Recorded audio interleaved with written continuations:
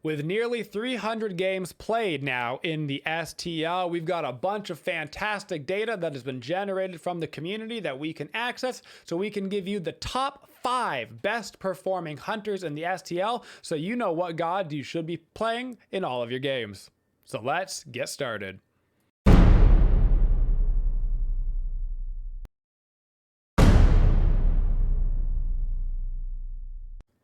Coming in at number 5 on our list, we have Chiron. Now, Chiron has kind of slipped underneath the radar, I think, on a lot of people's hunters lists, and he is really loving right now this kind of more power-heavy opportunity for the hunters. Obviously, crit right now is really big in the meta, and you still have to end up going that crit, but being able to start off with a Jotun's Wrath or a Crusher means that Chiron gets started off on the right foot straight away. On top of all that, he also has really good team utility, which is nice to have on that backbone, being able to cleanse your teammates or yourself as an extra form of CC, on top of the fact that his ultimate can also res himself, has brought him into that number 5 slot where he is currently plus 166 MMR in the Twitchy matchmaking series. Number 4 should be no surprise to anyone. It's your boy, Uhler. Uhler has been a very strong hunter for many months now across all levels of gameplay, ever since the change to the jungle where the Jotun's Wrath power pen items became a lot stronger. Uhler has been absolutely having a ball over in the duo lane. Heck, sometimes you even see junglers pick him up and run him in the jungle as like a hunter power flex. Same kind of thing with Chiron. He loves the early Jotun's Wrath. You can still grab Transcendences on him. And now even with the change to Fail Not is a beautiful item for Uhler to transition to into the late stages of the game when you're thinking about selling your Jotun's Wrath. It allows you to maintain that 20% CDR while also getting some more crit online. And Uhler can even go some fun builds as well that involve items like Malice that a lot of other gods don't get to use, which allows you to get that crit chance for the late stages of the game with your Fail Not and your Deathbringer, but you also get the additional cooldown on top of all of that. The big thing with Uhler is that his aggression in the early game, the axe combo is basically unbeatable. As long as you hit the axe, there's a good chance that the target you are going against is going to die. Now, Uhler does have a little bit of a higher skill cap, and if you have a hard time hitting Uhler's axe, it makes him much harder to play. So if you have a hard time with Uhler axe and you find that you're missing it more often than you're hitting it, he might not be in the top 5 for you. But currently in the Twitchy Smite series, his elo is plus 199 right now, mostly played, of course, in that hunter role.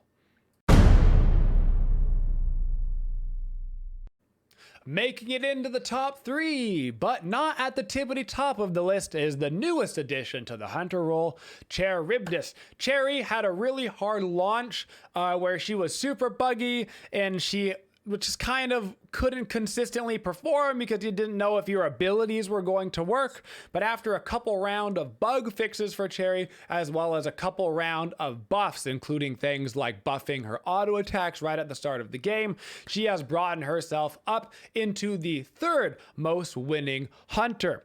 Cherry has a lot of options in her builds. She can actually still be building into the Ichivol. All of those hunters that have through autos, Cherry, Rama, Izanami, all those kinds of hunters that have through auto attacks still benefit a ton from the Ichivol because it really is easy for them to stack, easy for them to get the wave clear, and then go right into the fight. On top of all of that, Cherry's ability to survive is unparalleled by any other hunter in Smite.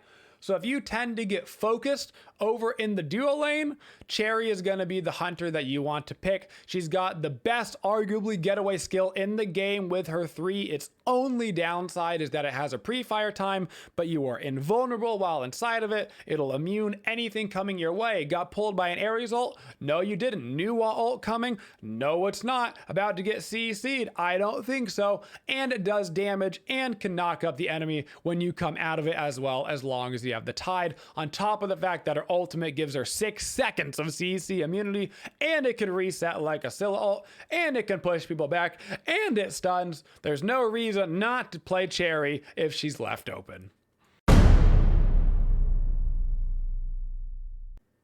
Just below our number 1 god is going to be Izanami, coming in at number 2 on our hunter list. Izanami's win rate is through the absolute roof.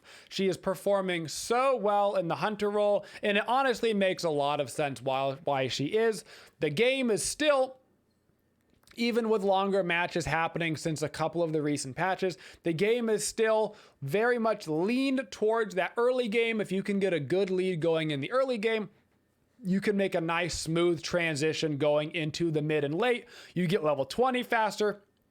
You get your starter item finished, you get your rage, so you can start stacking your rage faster. Being able to get ahead early is important, and nobody gets ahead early like Izanami. Her through auto attacks on the wave means that she can still go into Ichivol, or she can go into the Crusher, whatever she so desires, depending on how you're going to do it. The bonus power on that Death Toll, 5 extra power for Izanami, was a big deal. Because you have those through auto attacks on your basics, it means that the wave gets cleared just a little bit faster, and she already has the fastest wave clear in the game, which means that if you are the enemy dual lane going against Izanami, you have to assume you're going to lose the pressure on the first wave and play it back. Otherwise, Izanami is going to get level 2, the support in the lane is going to get level 2, and then they're going to aggress on you guys while you're still level 1, and then by the time you get back to the lane, they're both going to be level 3, and the snowball in the dual lane has already just begun. On top of that, she actually does transition very well into the late game, has one of the best stims in the game with her one, entirely overrated, and has always loved big power crit builds. She can actually build more into the power crit than a lot of the other hunters because she doesn't necessarily need more attack speed because of just how much attack speed she gets from her one stim,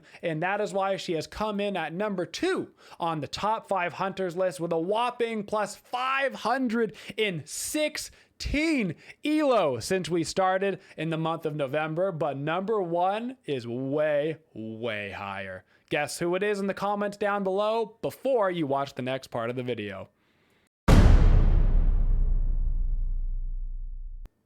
That brings us to number 1, and it is Cupid. Cupid has been absolutely decimating his games all across the board with over 800 elo acquired in the STL and a 74% win ratio over 50 games played. There's a reason why he's become so popular, because the little kid just can't seem to lose. Now, this is due to a couple of reasons. One is his incredible ability to 1v1.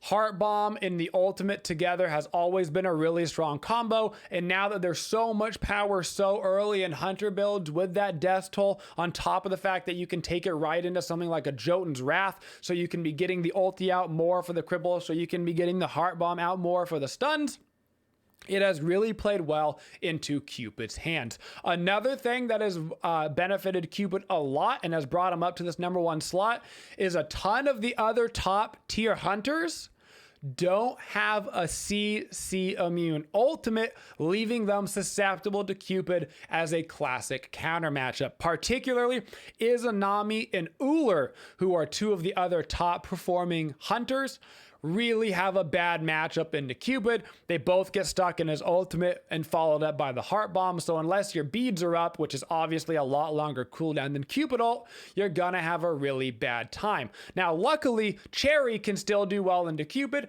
because she always has her 3 available to get away from it. So I would recommend Cherry as that counter matchup into Cupid. But if you would like to be getting some wins right now in the duo lane, if you don't know what to pick, go ahead, lock in that Cupid, get yourself that Death Toll right into that Jotun's Wrath, and then make sure you're slamming people with that Heart Bomb and with your ultimate on cooldown, which you can get super early with the Jotun's Wrath. There's no way their beads will be up in time. You can start getting those kills going early, get your snowball going early, guys, and that is why Cupid has found himself at the very top of our top 5 hunters in the Smite Twitchy League.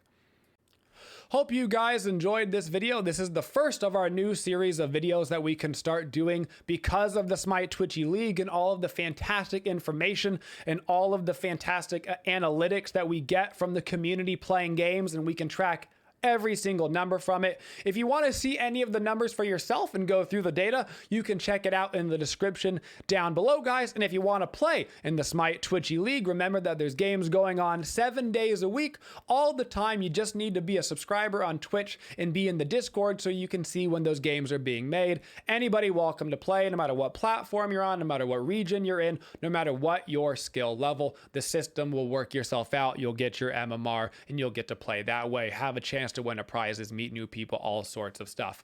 I'm hoping to do a top 5 series for every role every single month moving forward with this data. So if you guys like it, please let me know in the comments down below and hit that like button. I'm also hoping to find some other videos as well, utilizing all this data that we have at our disposal to better inform you guys at what is performing well, what isn't performing well, all the nuances on that as well. So please let me know if there's any other types of videos that you would like to see that kind of revolves around being able to use this data sets. On the top of my mind already is doing a top 5 video for every role for the month, as well as doing things like more frequent tier lists where we can just use how their gods are performing and put them on a tier list. That way there doesn't have to be any opinions in it.